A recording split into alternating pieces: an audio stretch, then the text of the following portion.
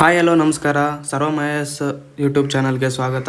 ಸ್ನೇಹಿತರೆ, ನಿಮಗೆಲ್ಲ ಗೊತ್ತಿರುವ ಹಾಗೆ KS ನೋಟಿಫಿಕೇಷನ್ ಬಂದಿದೆ. ನವೆಂಬರ್ 15ಕ್ಕೆ ಪ್ರಿಲಿಮ್ಸ್ ಎಕ್ಸಾಮ್ ಅಂತ ಒಂದು ಟೆಂಟೇಟಿವ್ ಡೇಟನ್ನು ಕೂಡ ಬಿಡಲಾಗಿದೆ. ಈ ಒಂದು ಎಕ್ಸಾಮ್ಗೆ ನಾವು ಯಾವ ಥರ ಪ್ರಿಪೇರ್ ಆಗಬೇಕು ಅನ್ನೋದನ್ನು ಈ ಒಂದು ವಿಡಿಯೋ ಮೂಲಕ ತಿಳ್ಕೊಳ್ಳೋಣ. ಪ್ರೀವಿಯಸ್ ಇಯರ್ ಕ್ವಶನ್ಸ್ ಬೇಸ್ಡ್ ಮೇಲೆ ಹಿಸ್ಟ್ರಿ ಸಬ್ಜೆಕ್ಟಿಗೆ ಸಂಬಂಧಪಟ್ಟಂಗೆ ಯಾವ್ಯಾವ ಟಾಪಿಕ್ ಮೇಲೆ ಯಾವ್ಯಾವ ಕ್ವಶನ್ ಕೇಳಿದ್ದಾರೆ ಮತ್ತು ಯಾವ ಥರ ನಾವು ಮುಂದೆ ಈ ಒಂದು ಪ್ರಿಲಿಮ್ಸ್ ಎಕ್ಸಾಮಲ್ಲಿ ಯಾವ ಥರ ಕ್ವಶನ್ಸ್ ಕೇಳ್ಬೋದು ಅನ್ನೋ ಆಧಾರದ ಮೇಲೆ ನಾವು PYQ ಅನಾಲಿಸಿಸ್ ಮಾಡಬೇಕಾಗುತ್ತೆ. ಈ PYQ ಅನಾಲಿಸಿಸ್ ಬೇಸ್ಡ್ ಮೇಲೇ ಕ್ವಶನ್ಸು ಯೂಶ್ವಲಿ ಫಾರ್ಮ್ ಆಗುತ್ತೆ. ಸೊ ನಾವು ಮೊದಲಿಗೆ ಟಾಪಿಕ್ಸ್ ನೋಡ್ಕೊಂಬಿಡೋಣ. ಎನ್ಸಿಯಂಟ್ ಹಿಸ್ಟ್ರಿ, ಪ್ರಾಚೀನ ಇತಿಹಾಸ. ಪ್ರಾಚೀನ ಇತಿಹಾಸದಲ್ಲಿ ನಮಗೆ ಏನೇನು ಕೇಳ್ತಾರೆ? ಪ್ರಾಚೀನ ಇತಿಹಾಸದಲ್ಲಿ ನಮಗೆಲ್ಲ ಗೊತ್ತಿರೋ ಹಾಗೆ ಹರಪ್ಪನ್ ಸಿವಿಲೈಸೇಷನ್ನು ಮೊದಲಿಗೆ ಹರಪ್ಪನ್ ಸಿವಿಲೈಸೇಷನ್ನು is very important, most important topic ಅಂತ ಹೇಳ್ಬೋದು ಇದನ್ನು. ಯಾಕಂದರೆ ಮಲ್ಟಿಪಲ್ ಟೈಮ್ಸು ಕೇಳಿದ್ದಾರೆ. ಅದನ್ನ ನಾವು ಮುಂದೆ PYQ ಅನಾಲಿಸಿಸ್ ಕ್ಲಾಸಲ್ಲಿ ನೋಡ್ತೇವೆ. ಅದೇ ಥರ ವೇದಿಕ ಪೀರಿಯಡ್, ವೇದಗಳ ಕಾಲದ ಮೇಲೆ ಕ್ವಶನ್ಸು ತುಂಬ ಕೇಳಿದ್ದಾರೆ.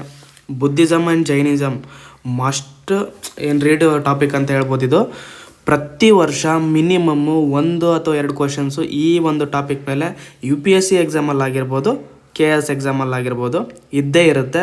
ಸಂಪೂರ್ಣವಾಗಿ ಈ ಒಂದು ಬುದ್ಧಿಸಮ್ ಮತ್ತು ಜೈನಿಸಮ್ ಟಾಪಿಕ್ ಓದ್ಕೊಂಡ್ಬಿಟ್ರೆ ಮಿನಿಮಮ್ 2 ಅಂಕ ಅಂತೂ ಫಿಕ್ಸ್ ನಮ್ಮ ಜೇಬಲ್ಲಿ ಇದ್ದೇ ಇರ್ತದೆ. ಮೌರ್ಯನ್ ಏಜು, ಇದು ಕೂಡ ವೆರಿ ಇಂಪಾರ್ಟೆಂಟು. ಅಶೋಕನ ಬಗ್ಗೆ ತುಂಬ ಕೇಳ್ತಾರೆ. ಅಶೋಕನ ಒಂದು ಧರ್ಮದ ಏನು ಕಾನ್ಸೆಪ್ಟ್ ಇದೆಯಲ್ಲ, ಆ ಕಾನ್ಸೆಪ್ಟ್ ಮೇಲೆ ತುಂಬ ಒಂದು ಕ್ವಶನ್ ಕೇಳ್ತಾರೆ.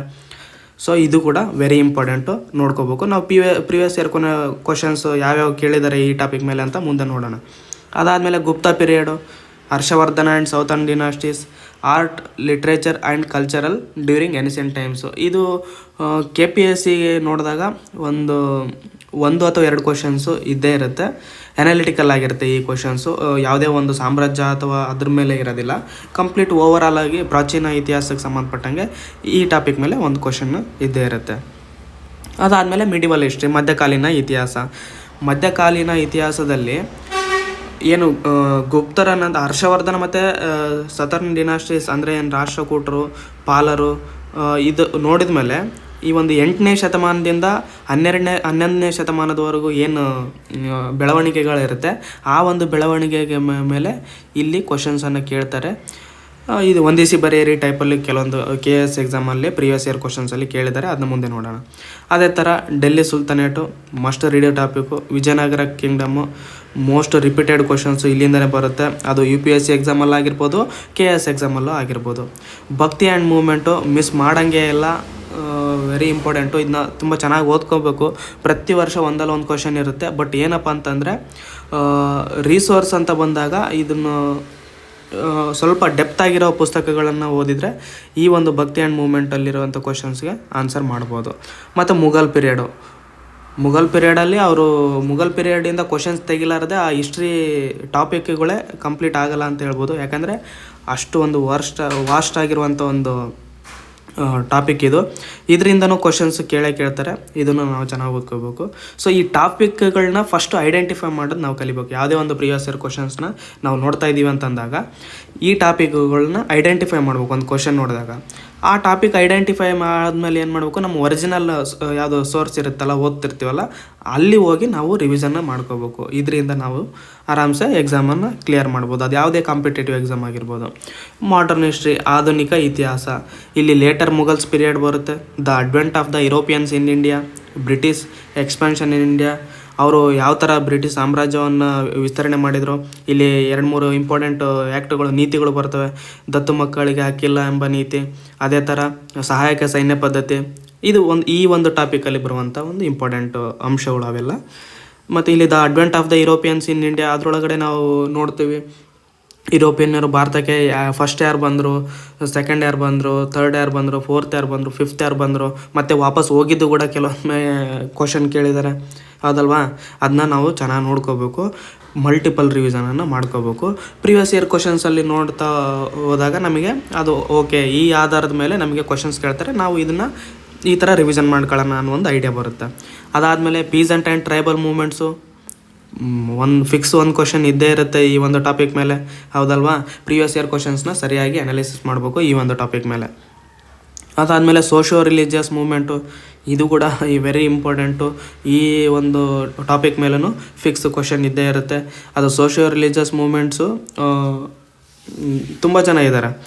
ಸಮಾಜಗಳು, ಆರ್ಯ ಸಮಾಜ, ಪ್ರಾರ್ಥನಾ ಸಮಾಜ, ಇದೇ ಥರ ಒಂದು ಥಿಯೋಸಾಫಿಕಲ್ ಸೊಸೈಟಿ, ಮತ್ತು ಅದರದ್ದು ಫಂಕ್ಷನ್ಸ್ ಏನು, ಎಲ್ಲಿ ಸ್ಥಾಪನೆ ಆಯಿತು, ಈ ಥರ ಆ ಸಮಾಜಗಳು ಎಲ್ಲೆಲ್ಲಿ ಸ್ಥಾಪನೆ ಆದವು, ಅದರಲ್ಲಿ ಬರುವಂಥ ಮುಖ್ಯ ವ್ಯಕ್ತಿಗಳು ಯಾರ್ಯಾರು, ಅವರು ತಂದಂತಹ ಪತ್ರಿಕೆಗಳು ಯಾವುವು, ಮತ್ತು ಈ ಒಂದು ಸೋಷಿಯಲ್ ರಿಲಿಜಿಯಸ್ ಮೂಮೆಂಟ್ಸ್ ಇಂದ ಆಗಿರುವಂಥ ಒಂದು ಪರಿಣಾಮಗಳೇನು, ಇದ್ರ ಮೇಲೆ ಅನಾಲಿಟಿಕಲ್ ಆಗಿ ಕ್ವಶನ್ಸನ್ನು ಕೇಳೋ ಸಾಧ್ಯತೆ ಇರ್ತದೆ. ಇದನ್ನು ಕೂಡ ಚೆನ್ನಾಗಿ ನೋಡ್ಕೋಬೇಕು. ಮತ್ತು ಇಂಡಿಯನ್ ನ್ಯಾಷನಲ್ ಮೂಮೆಂಟ್ನ ನಾವು ಅರ್ಲಿ ಫೇಸ್ ಅಂತ ನೋಡ್ತೀವಿ. ಅದಾದಮೇಲೆ national movement phase first, second, third. ಈ ಫಸ್ಟ್ ಫೇಸಲ್ಲಿ ನಮಗೆ ಕ್ರಾಂತಿಕಾರಿಗಳು ಹೆಚ್ಚಿನದಾಗಿ ಸ್ಟಡಿ ಮಾಡಿರ್ತೀವಿ, ಕ್ರಾಂತಿಕಾರಿಗಳ ಬಗ್ಗೆ. ಅದಾದಮೇಲೆ ರೆವಲ್ಯೂಷನರೀಸ್ ಆದಮೇಲೆ ಮಾಡ್ರೇಟ್ಸ್ ಅಂತ ಬರ್ತಾರೆ.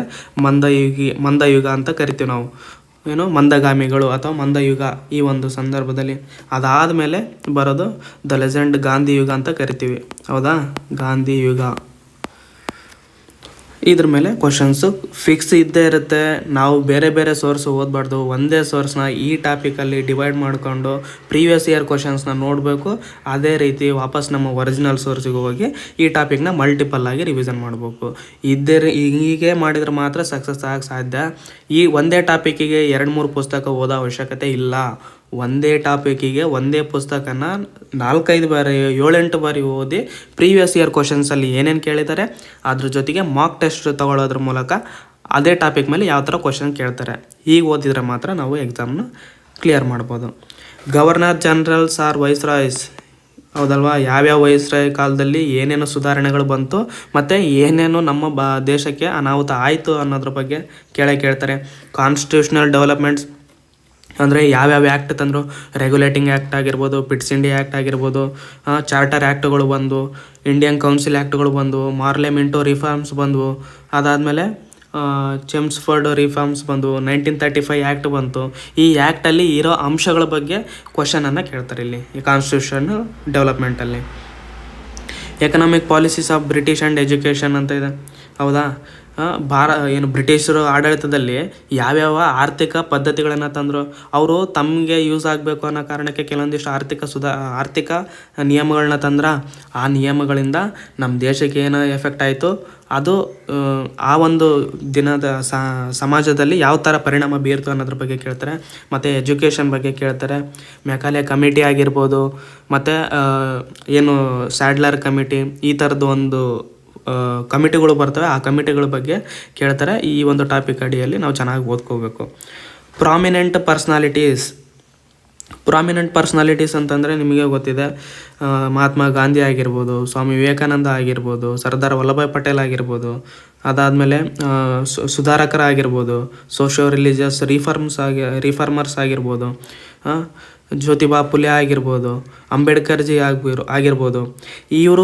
ಇವ್ರ ಮೇಲೆ ಒಂದು ಕ್ವಶನ್ಸ್ ಕೇಳೋ ಸಾಧ್ಯತೆ ಇರ್ತದೆ. ನಾವು ಪ್ರೀವಿಯಸ್ ಇಯರ್ ಕ್ವಶನ್ಸ್ನ ನೋಡುವಾಗ ಈ ಟಾಪಿಕ್ ಅಂತ ಕನ್ಫರ್ಮ್ ಮಾಡ್ಕೊಂಡು ಒರಿಜಿನಲ್ ಸೋರ್ಸ್ಗೆ ಹೋಗಿ ಓದ್ಕೊಂಡ್ರೆ ನಮಗೆ ಗ್ಯಾರಂಟಿ ಎಕ್ಸಾಮಲ್ಲಿ ಕ್ಲಿಯರ್ ಆಗ್ಬೋದು. ಮತ್ತು ಅಸೋಸಿಯೇಷನ್ಸು ಅಂದರೆ ಸಂಘಟನೆಗಳಾಗಿರ್ಬೋದು, ಪತ್ರಿಕೆಗಳಾಗಿರ್ಬೋದು, ಪುಸ್ತಕಗಳಾಗಿರ್ಬೋದು, ನಾಟಕಗಳು ಯಾವುದಾದ್ರೂ ಇದ್ದರೆ ಯಾರ್ಯಾರು ಟೈಮಲ್ಲಿ ಯಾರು ಯಾವ ಪುಸ್ತಕ ತಂದರು, ಯಾವ ಜರ್ನಲ್ಸ್ನ ಹೊರಡಿಸಿದ್ರು, ಮತ್ತು ಯಾವ ಸಂಘಟನೆ, ಈ ಒಂದು ಸಂಘಟನೆ ಮತ್ತು ಯಾವುದಪ್ಪ ಅದು ಸಂಘಟನೆ ಜೊತೆಗೆ ಏನು ಕೇಳ್ತಾರೆ, ಘಟನೆಗಳನ್ನ ಕೇಳ್ತಾರೆ. ಕೆಲವೊಂದು ಘಟನೆಗಳು ಇದೇ ಸಂಘಟನೆ ಮಾಡಿತ್ತಾ ಇಲ್ಲ ಅಂತೇಳಿ ಕೇಳ್ತಾರೆ.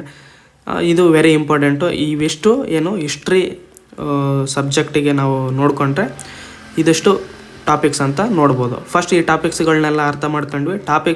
ಇದು ಈಗ KS ಎಕ್ಸಾಮ್ ಏನು 2024ರಲ್ಲಿ ಹೊರಡಿಸಿದಂಥ ನೋಟಿಫಿಕೇಷನ್ನ KS ಎಕ್ಸಾಮ್ ಏನು ನಡೆದಿತ್ತಲ್ಲ, ಆ ಎಕ್ಸಾಮ್ನ GS1 ಪೇಪರಲ್ಲಿ ಯಾವ್ಯಾವ ಟಾಪಿಕ್ನ ಕೇಳಿದ್ದಾರೆ ಅಂಥೇಳಿ ಈ ಒಂದು ಕ್ಲಾಸಲ್ಲಿ ನೋಡೋಣ. ಮೇಡಮ್ ಬಿಕಾಜಿ ಕಾಮಾಗೆ ಸಂಬಂಧಿಸಿದಂತೆ ಕೆಳಗಿನ ಹೇಳಿಕೆಗಳನ್ನು ಪರಿಗಣಿಸಿ. ಈಕೆಯು ಭಾರತದ ಕ್ರಾಂತಿಯ ತಾಯಿ ಎಂದು ಹೆಸರುವಾಸಿಯಾಗಿದ್ದಾಳೆ.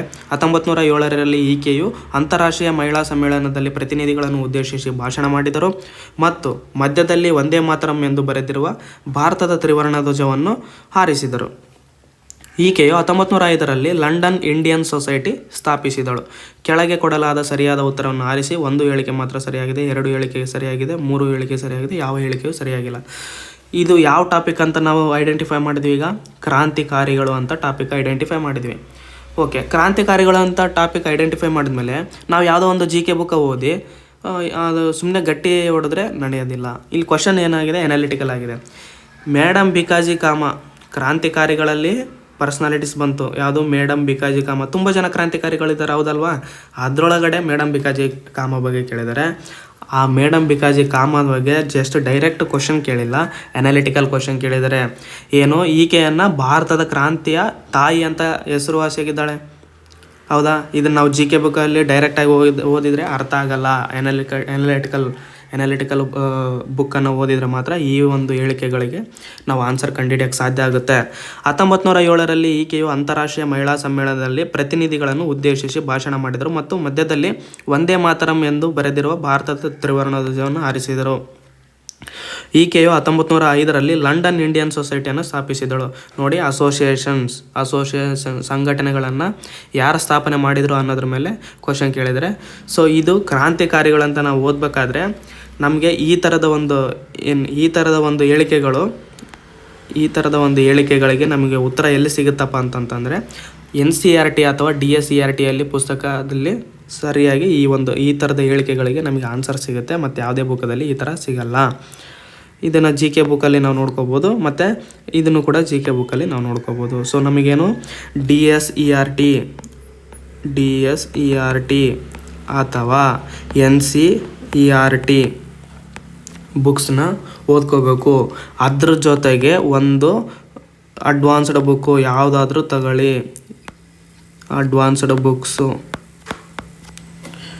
ಹೌದಾ? ಇದು ಸೋರ್ಸ್ ಆಗಿರುತ್ತೆ. ಸೊ ನಿಮಗೆ ಅರ್ಥ ಆಯ್ತಾ? ಈ ಟಾಪಿಕ್ಕು ಎಲ್ಲಿಂದ ಬಂತು? ಕ್ರಾಂತಿಕಾರಿಗಳು ಅಥವಾ ರೆವಲ್ಯೂಷನರೀಸಿಂದ ಬಂತು. ಇದಕ್ಕೆ ಸೋರ್ಸ್ ಯಾವುದಪ್ಪ? DSERT ಅಥವಾ NCERT. ಮತ್ತು ಯಾವುದಾದ್ರೂ ಒಂದು ಅಡ್ವಾನ್ಸ್ಡ್ ಬುಕ್ಕನ್ನು ತಗೊಂಡು ನಾವು ಓದ್ಕೋಬೇಕು. ಈ ಒಂದು ಟಾಪಿಕ್ಕಿಗೆ ಇಷ್ಟು. ಅದೇ ಥರ ನೆಕ್ಸ್ಟು ಭಾರತದ ಇತಿಹಾಸಕ್ಕೆ ಸಂಬಂಧಿಸಿದಂತೆ 1990ರ ಮಾರ್ಲೆ ಮಿಂಟೋ ಸುಧಾರಣೆಗಳ ಫಲವಾಗಿ ಈ ಸುಧಾರಣೆಗಳು ಭವಿಷ್ಯದಲ್ಲಿ ಸ್ವಯಂ ಆಡಳಿತ ಸ್ಥಾಪನೆಗೆ ನೆರವಾದವು. ಇವು ಪ್ರಾಂತೀಯ ಹಾಗೂ ಕೇಂದ್ರ ಶಾಸನ ಸಭೆ ಸ್ಥಾನಗಳ ಸಂಖ್ಯೆಯನ್ನು ಹೆಚ್ಚಿಸಿದವು. ಇದು ಪ್ರತ್ಯೇಕ ಮತಕ್ಷೇತ್ರವನ್ನು ಜಾರಿಗೆ ತಂದಿತು. ವೈಸರಾಯ್ ಕಾರ್ಯನಿರ್ವಾಹಕ ಮಂಡಳಿಯಲ್ಲಿ ಒಬ್ಬ ಭಾರತೀಯನನ್ನು ನೇಮಕ ಮಾಡಲಾಯಿತು. ಸೊ 1990ರಲ್ಲಿ ಮಾರ್ಲೆ ಮಿಂಟೋ ರಿಫಾರ್ಮ್ಸ್ ತಂದರು. ಈ ರಿಫಾರ್ಮ್ಸ್ನ ತಂದಿದ್ದಕ್ಕಾಗಿ ನೆಕ್ಸ್ಟ್ ಏನು ಎಫೆಕ್ಟ್ ಆಯಿತು ಅನ್ನೋದರ ಈ ಕ್ವಶನ್ನಿನ ಅರ್ಥ. ಕೆಳಗಿನ ಯಾವ ಹೇಳಿಕೆಗಳು ಸರಿಯಾಗಿದೆ? ಹೊಸ ಪ್ಯಾಟರ್ನ್ ಥರನೇ ಸೇಮ್ 1 ಹೇಳಿಕೆ, 2 ಹೇಳಿಕೆ, 3 ಹೇಳಿಕೆ ಮತ್ತು ಎಲ್ಲ ಹೇಳಿಕೆಗಳು ಸರಿಯಾಗಿವೆ ಅಂತ ಕೇಳಿದರೆ ಟಾಪಿಕ್ ಯಾವುದು ಬಂತು? Constitutional developments. ಏನು? ಕಾನ್ಸ್ಟಿಟ್ಯೂಷನಲ್ ಡೆವಲಪ್ಮೆಂಟ್ಸ್ ಅದ್ರ ಬಗ್ಗೆ ಕೇಳಿದ್ದಾರೆ. ನಮಗೆ ಇಲ್ಲಿ ಕನ್ನಡದಲ್ಲಿ ಶಾಸನಾತ್ಮಕ ಆಡಳಿತ ಅಥವಾ ಕಾಯ್ದೆಗಳು ಏನು ಬ್ರಿಟಿಷರು ತಂದಿದ್ದಾರೆ ಅದ್ರ ಬಗ್ಗೆ ನಾವು ಕಂಪ್ಲೀಟಾಗಿ ಓದ್ಕೋಬೇಕು. ಓದ್ಕೊಂಡಾಗ ನೋಡಿ ನಾವು ಇದೇ ಎಕ್ಸಾಮಲ್ಲಿ ಈ ಟಾಪಿಕ್ಕಿಗೆ ರಿಲೇಟಾಗಿ 2 ಕ್ವಶನನ್ನು ನಾವು ನೋಡ್ಬೋದು. ಮುಂದೆ ಅದನ್ನು ಡಿಸ್ಕಸ್ ಮಾಡ್ತೀನಿ. ಇನ್ನೊಂದು ಕ್ವಶನ್ನು 1919ರ ಮಾರ್ಲೆ ಮಿಂಟೋ ರಿಫಾರ್ಮ್ಸು. ಈ ಟಾಪಿಕ್ ಅರ್ಥ ಆಯ್ತಾ? ಸೊ ನಿಮಗೆ ಈಗ ಕ್ಲಾರಿಟಿ ಬಂತು. ಮಾರ್ಲೆ ಮಿಂಟೋ ರಿಫಾರ್ಮ್ಸ್ನ ಅದ್ರ ಜೊತೆಗೆ ಯಾವ್ಯಾವ ಕಾಯ್ದೆಗಳು, ಉದಾಹರಣೆಗೆ ರೆಗ್ಯುಲೇಟಿಂಗ್ ಕಾಯ್ದೆ 1773 ಅದನ್ನು ಯಾವ ಥರ ಓದಬೇಕು, 1784ರ ಪಿಟ್ಸ್ ಇಂಡಿಯಾ ಕಾಯ್ದೆಯನ್ನು ಯಾವ ಥರ ಓದಬೇಕು, ಅದಾದಮೇಲೆ ಚಾರ್ಟರ್ ಆ್ಯಕ್ಟ್ಗಳನ್ನ ಯಾವ ಥರ ಓದಬೇಕು. ಈ ಥರ ಅನಾಲಿಟಿಕಲ್ ಹೋದಾಗ ಖಂಡಿತವಾಗಿ KS ಎಕ್ಸಾಮ್ನ ಪಾಸ್ ಮಾಡ್ಬೋದು. ಲಾಹೋರ್ ನಿರ್ಣಯಕ್ಕೆ ಸಂಬಂಧಿಸಿದಂತೆ ತಪ್ಪಾದ ಹೇಳಿಕೆಯನ್ನು ಆಯ್ಕೆ ಮಾಡಿ. ರಾಷ್ಟ್ರೀಯ ಚಳವಳಿಯ 3ನೇ ಹಂತ ಅಂದರೆ ಫೈನಲ್ ಫೇಸನ್ನು ನಾವು ನೋಡ್ಬೋದಾ? ರಾಷ್ಟ್ರೀಯ ಚಳವಳಿಯ ನ್ಯಾಷನಲ್ ಮೂವ್ಮೆಂಟ್ 3rd ಫೇಸಲ್ಲಿ ಏನಾಗುತ್ತೆ?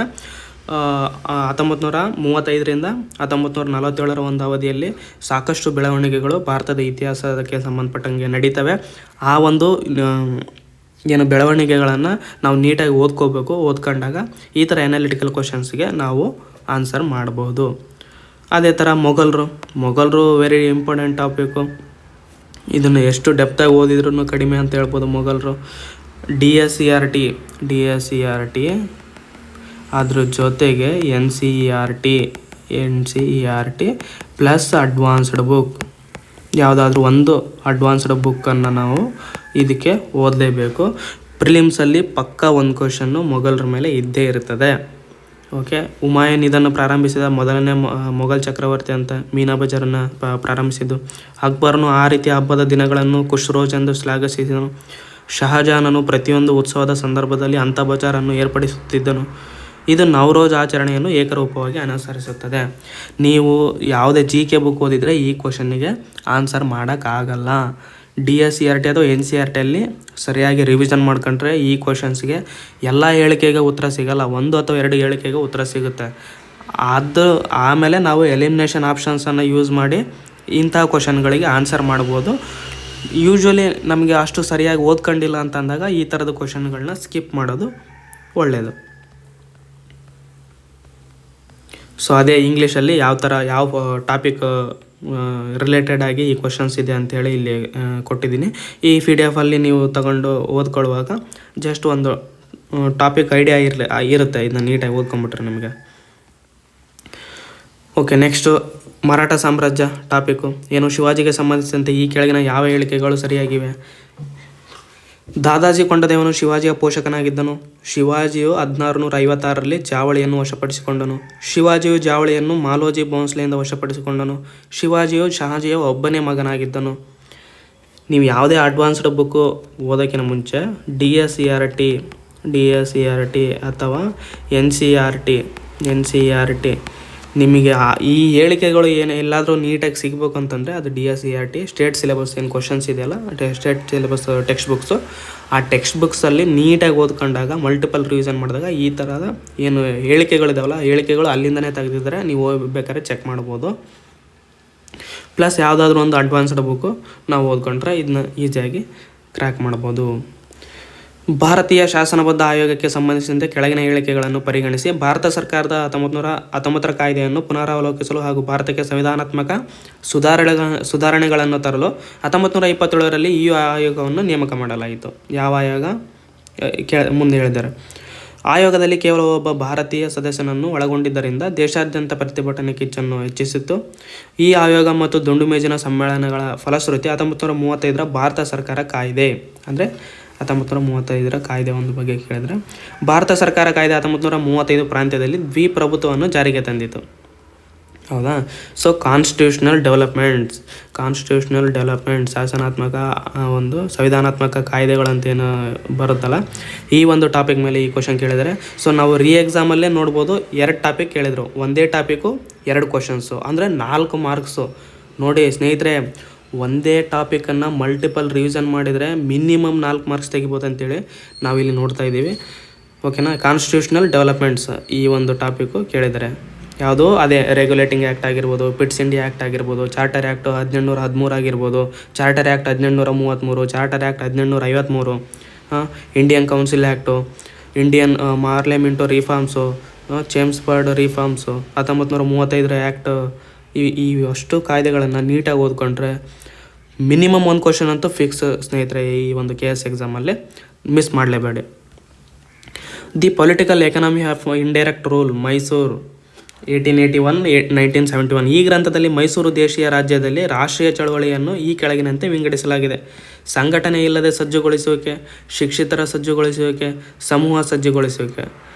ಈ ಕೃತಿಯ ಲೇಖಕ ಯಾರು ಅಂತ ಕೇಳಿದರೆ ಯೂಶ್ವಲಿ ಯಾರಿಗೂ ಗೊತ್ತಿರಲ್ಲ ಇಂಥ ಕ್ವಶನ್ಸು, ನೀವು ಸ್ಕಿಪ್ ಮಾಡೋಂಗಿದ್ರೆ ಮಾಡ್ಬೋದು ಎಕ್ಸಾಮಲ್ಲಿ. ಬಟ್ ನಾವು ಓದ್ಕೊಂಡಿರ್ಬೇಕು ಅಂತಂದಾಗ DSCRT ಪುಸ್ತಕಗಳನ್ನು, ಸ್ಟೇಟ್ ಸಿಲೆಬಸ್ ಪುಸ್ತಕ ಓದ್ಕೊಳ್ಬೇಕು. ಯಾಕಂದರೆ ಇದು ಕರ್ನಾಟಕ ಹಿಸ್ಟ್ರಿಗೆ ಸಂಬಂಧಪಟ್ಟಿದ್ದಂಥದ್ದು. ಅದ್ರ ಜೊತೆಗೆ ಕರ್ನಾಟಕ ಹಿಸ್ಟ್ರಿಗೆ ನಾವೇನು ಸೂರ್ಯನಾಥ್ ಕಾಮತ್ ಸರ್ ಅವರ ಪುಸ್ತಕ ಓದ್ತೀವಿ, ಅದರೊಳಗೆ ಈ ಥರದ ಒಂದು ಆ ಪುಸ್ತಕಗಳಿಂದ ಈ ಥರದ ಒಂದು ಕ್ವಶನ್ಸಿಗೆ ಆನ್ಸರ್ ಮಾಡಬಹುದು. ಗರಿಷ್ಠ ಗುತ್ತಿಗೆದಾರರಿಗೆ ದೊಡ್ಡ ಪ್ರಮಾಣದ ಭೂಮಿಯನ್ನು ಹೆಚ್ಚಿನ ಮೊತ್ತಕ್ಕೆ ಗೇಣಿ ನೀಡಿದ ಪರಿಣಾಮವಾಗಿ ರೈತರಲ್ಲಿ ಅಸಹನೆ ಹೆಚ್ಚಾಗಿ ದಂಗೆ ಉಂಟಾಯಿತು. ಮೇಲಿನ ಹೇಳಿಕೆಯು 1830-31ರ ನಗರ ದಂಗೆಯ ಸ್ವರೂಪವನ್ನು ಬಿಂಬಿಸುತ್ತದೆ. ಇದು ಯಾರ ಹೇಳಿಕೆಯಾಗಿದೆ? ಇದು ಕರ್ನಾಟಕ ಇತಿಹಾಸಕ್ಕೆ ಸಂಬಂಧಪಟ್ಟಂಗೆ ದಿವಾನರ ಕಾಲದಲ್ಲಿ ಆದಂಥ ಒಂದು ನಗರದಂಗೆ ಬಗ್ಗೆ ಈ ಕ್ವಶನನ್ನು ಕೇಳಲಾಗಿದೆ. ಇದನ್ನು ನಾವು DSCRT ಅಥವಾ NCERT ಪುಸ್ತಕದಲ್ಲಿ ನೋಡ್ಬೋದು, ಅಥವಾ ಕರ್ನಾಟಕ ಇತಿಹಾಸಕ್ಕೆ ಸಂಬಂಧಪಟ್ಟಂತೆ ಯಾವುದೇ ಒಂದು ಪುಸ್ತಕ ನೋಡಿದರೂ ಆ ಪುಸ್ತಕದಲ್ಲಿ ಇದ್ರ ಬಗ್ಗೆ ಮಾಹಿತಿ ಇದ್ದೇ ಇರ್ತದೆ. ಸೊ ಇದು ದಿವಾನರ ಆಡಳಿತ ಕಾಲದ ಒಂದು ಕ್ವಶನ್ನು, ಅದ್ರ ಬಗ್ಗೆ ಕೇಳಿದ್ದಾರೆ. ಓಕೆ, ನೆಕ್ಸ್ಟ್, ಅಜಂತಾದ ಬಹುಪಾಲು ವರ್ಣಚಿತ್ರಗಳು ಈ ಕೆಳಗಿನ ಯಾವ ಪಂಥಕ್ಕೆ ಸೇರಿವೆ? ನೋಡಿ, ಬೌದ್ಧ ಧರ್ಮ ಟಾಪಿಕ್ ಯಾವುದಪ್ಪ? ಬೌದ್ಧ ಧರ್ಮ ಟಾಪಿಕ್ ಈಸ್ ವೆರಿ ಇಂಪಾರ್ಟೆಂಟು.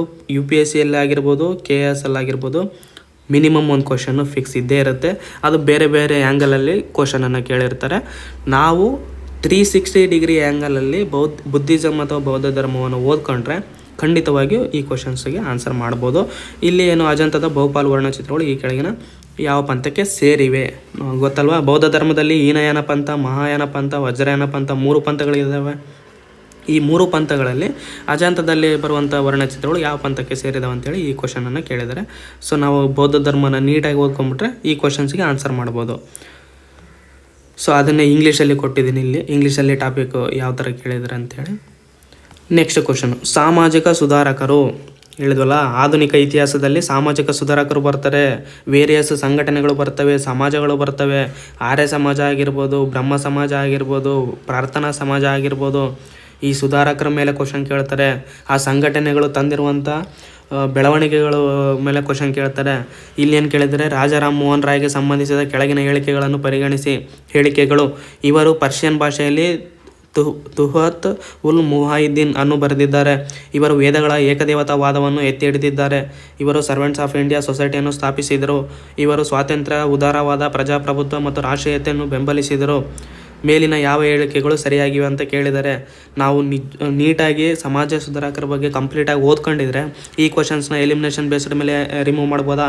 ಹೌದು, ಇವರು ಸರ್ವೆಂಟ್ಸ್ ಆಫ್ ಇಂಡಿಯಾ ಸೊಸೈಟಿಯನ್ನು ಸ್ಥಾಪಿಸಿದರು ಅಂತ ಕೇಳಿದರೆ, ಇದು ಯಾರು ಸರ್ವೆಂಟ್ಸ್ ಆಫ್ ಇಂಡಿಯಾ ಸೊಸೈಟಿಯನ್ನು ಸ್ಥಾಪಿಸಿದವರು? ಗೋಪಾಲಕೃಷ್ಣ ಗೋಖಲೆ. ಸೊ ಈಗ ನಮಗೆ ಸಿ ತಪ್ಪಂತ ಗೊತ್ತಾಯ್ತಾ? ಸಿ ಅಂತ ತಪ್ಪಂತ ಗೊತ್ತಾದಾಗ ಇದನ್ನು ರಿಮೂವ್ ಮಾಡ್ತೀವಿ. ಆಬ್ವಿಯಸ್ಲಿ ನಮಗೆ 2 ಆಪ್ಷನ್ ಉಳಿತು.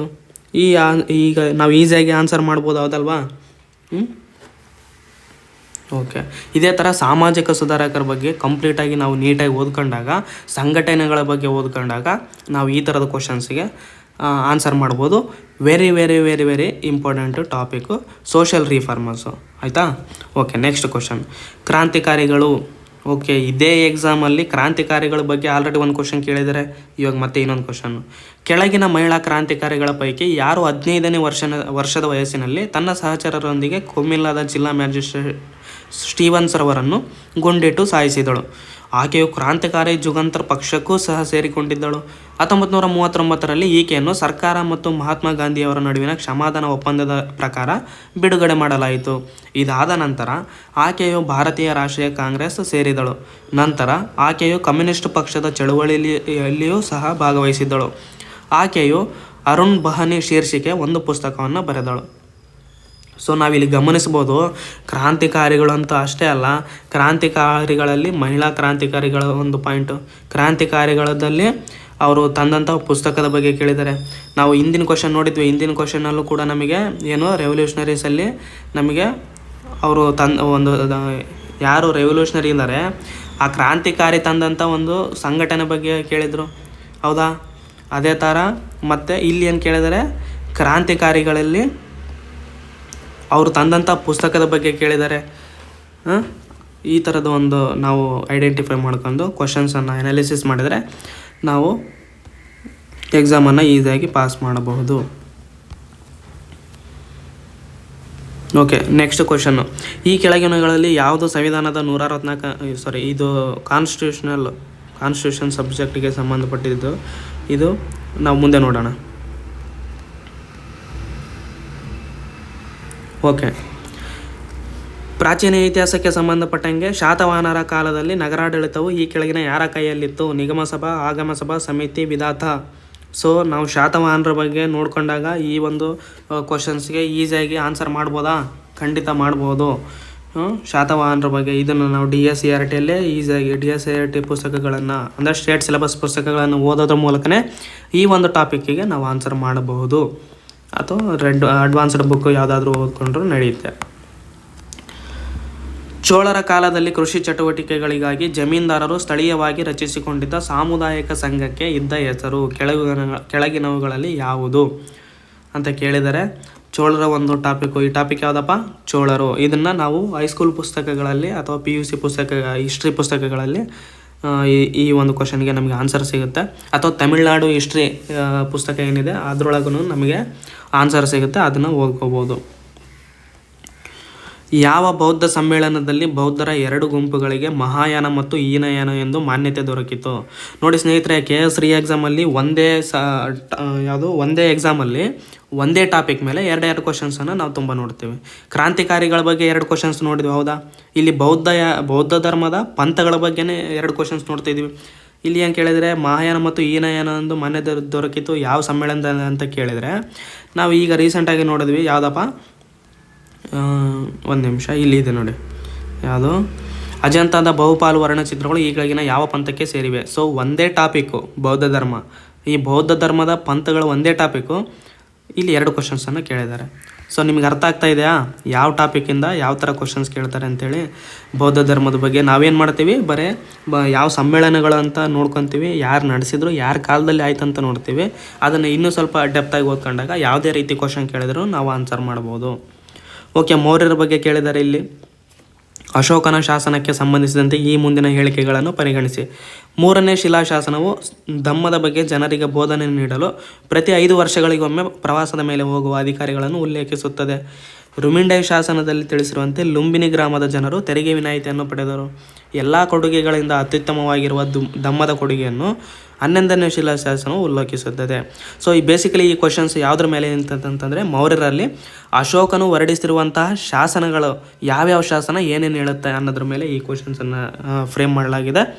ನಮಗೆ ಇದು ಯಾವ ಪುಸ್ತಕ ಓದಿದರೆ ಈ ಕ್ವಶನಿಗೆ ಆನ್ಸರ್ ಮಾಡ್ಬೋದಪ್ಪ? DSCRT ಅಥವಾ NCERT ಪುಸ್ತಕನ ನೀಟಾಗಿ ಓದ್ಕೊಂಡಾಗ ಈ ಕ್ವಶನ್ಸ್ಗೆ ಆನ್ಸರ್ ಮಾಡ್ಬೋದು. ಜೊತೆಗೆ ಯಾವುದಾದ್ರೂ ಒಂದು ಅಡ್ವಾನ್ಸ್ಡ್ ಬುಕ್ ನಿಮಗೆ ಗೊತ್ತಿರೋ ಹಾಗೆ ಓದ್ಕೊಂಡ್ರೆ ಇದನ್ನು ಕ್ವಶನ್ಸ್ಗೆ ಆನ್ಸರ್ ಮಾಡ್ಬೋದು. ಸೊ ಇದಿಷ್ಟು 2024ರ ರೀ ಎಕ್ಸಾಮಲ್ಲಿ ಏನಾಗಿತ್ತು, ಆ ರೀ ಎಕ್ಸಾಮಲ್ಲಿ ಆಗಿರುವಂಥ ಯಾವ್ಯಾವ ಟಾಪಿಕ್ಗಳು, ಯಾವ್ಯಾವ ಟಾಪಿಕ್ ಬೇಸ್ಡ್ ಕ್ವಶನ್ಸು ಬಂದಿದ್ದಾವೆ ಅಂತೇಳಿ ಇದು ಅಷ್ಟು ಮಾಹಿತಿ ಆಗಿತ್ತು. ನೆನಪಿರಲಿ ಸ್ನೇಹಿತರೆ, ಈ ಒಂದು ಟಾಪಿಕ್ಕು, 1 ಬುಕ್ಕು, ಮಲ್ಟಿಪಲ್ ರಿವಿಷನ್, ಇದೇ ಸೂತ್ರ ವರ್ಕ್ ಆಗೋದು. ನೀವು ಯಾವುದೇ ಟಾಪರ್ಸ್ನ ವೀಡಿಯೋಸ್ ಬೇಕಾದ್ರೆ ಕೇಳಿ, ಯಾವುದೇ ಟಾಪರ್ಸ್ ನಿಮಗೆ ಗೊತ್ತಿದ್ದರೆ ಕೇಳಿ. ಒಂದೇ ಟಾಪಿಕ್ಕಿಗೆ ಒಂದೇ ಪುಸ್ತಕನ 10 ಬಾರಿ ಓದ್ಕೊಂಡಾಗ ಮಾತ್ರ ನಾವು ಅದನ್ನು ಎಕ್ಸಾಮನ್ನು ಕ್ರ್ಯಾಕ್ ಮಾಡ್ಬೋದು. ಒಂದು ಟಾಪಿಕ್ನ ಒಂದು ಪುಸ್ತಕದಿಂದ ಮಲ್ಟಿಪಲ್ ಟೈಮ್ ರಿವಿಷನ್ ಮಾಡೋದ್ರ ಮೂಲಕ ಒಂದು ಮಾಕ್ ಟೆಸ್ಟ್ ತಗೊಂಡು ನಾವು ಕ್ವಶನ್ಸ್ ಯಾವ ಥರ ಬಿಡಿಸ್ಬೋದು ಅಂಥೇಳಿ ಆ ಮಾಕ್ ಟೆಸ್ಟ್ ಮೂಲಕ ಅಭ್ಯಾಸ ಮಾಡಿದರೆ ಗ್ಯಾರಂಟಿ ಯಾವ ಎಕ್ಸಾಮ್ನ ಬೇಕಾದ್ರೆ ಕ್ಲಿಯರ್ ಮಾಡ್ಬೋದು.